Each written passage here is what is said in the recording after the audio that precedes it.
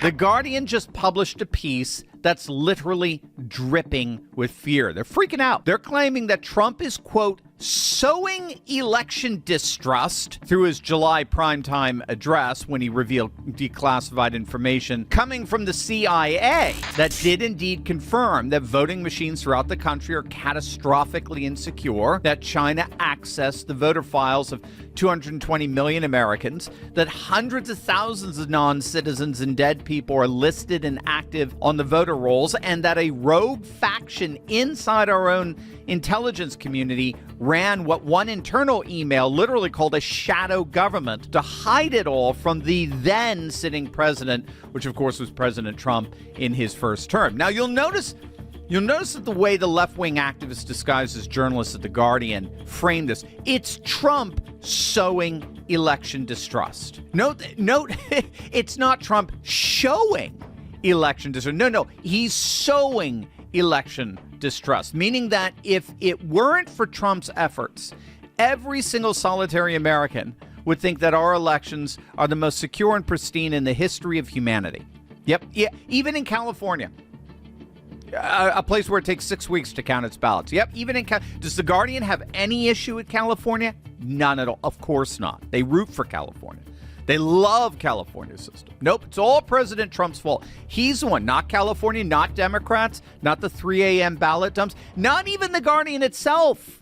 Lest we forget, it was The Guardian that was one of the most aggressive promoters of the Trump-Russia collusion hoax for years. The Guardian's lead reporter on this beat, Luke Harding, actually went on to write the 2017 book entitled Collusion: How Russia Helped Donald Trump Win. No one pimped out more over the Russian collusion hoax and the supposedly rigged election of 2016 than The Guardian. But no, it's Trump who's the one sowing the seeds of election distrust. And so according to their own reporting, voting rights experts, yes, that's the term they use, voting rights experts, whatever the hell that means, voting rights experts and Democrat officials believe that this administration's documents, its rhetoric, and Trump's refusal to deny an emergency declaration are all building toward one single ultimate outcome: federal control over the November midterms. Federal control, the federalizing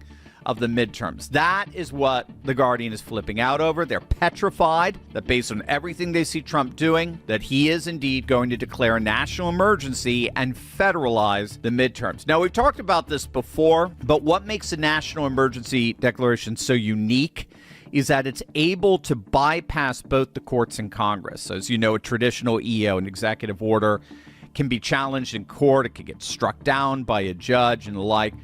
A national security emergency declaration is a completely different legal vehicle. The Supreme Court ruled back in 1983 that a national security emergency can only be overturned by a 2/3 vote in both houses of Congress, which is essentially impossible to achieve given that it's given the paralysis, particularly in the Senate. The Senate filibuster can't touch it. The Senate parliamentarian can't overrule it. An activist judge can't issue an injunction against it. And so I and a number of people have been arguing for months now that President Trump has to play hardball with this. Right, with these rogue judges deliberately hampering his executive orders on the one hand, and with the SAVE Act stalled in the worthless Senate on the other. Even though they have the votes, apparently that is when they come back into recess, they will have the votes, but it'll be too late. The SAVE Act won't be able to be implemented in time. So this is, I think he needs to act boldly and declare a national security emergency that bypasses both Congress and the courts and secures our elections once and for all. And when he was recently asked by Wayne Allen Root about it, here's what he had to say. Okay, because it's so hard to get the Senate to do anything, now they're on recess, they don't get anything done if they never get the Save America Act done. You have the right to declare a national security emergency for elections. And the Supreme Court ruled in 1983 under Reagan that INS versus Chadha, that if you declare a national security emergency as the President of the United States, They can't challenge it. It can only be overturned by a 2/3 vote of both houses of Congress. So if you do this in the next month, we will get photo ID, proof of citizenship, and a limit to mail-in ballots. And Let you me don't just say even that need stranger the things Senate have vote. happened. Okay, I'll leave it at that.